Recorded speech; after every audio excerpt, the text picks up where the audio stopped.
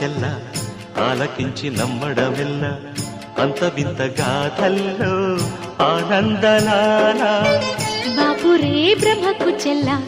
వైనవంత వల్లించవల్ల రేపల్లె వాడల్లో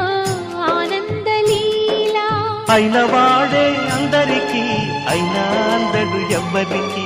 అయిన వాడే అందరికీ అయినా అందడు ఎవ్వరికి బాలుడా గోపాలుడా లోకాల పాలుడా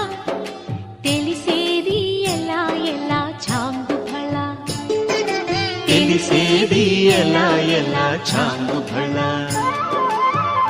ఔరా అమ్మక చెల్ల ఆలకించి నమ్మడమెల్ల అంత వింతగా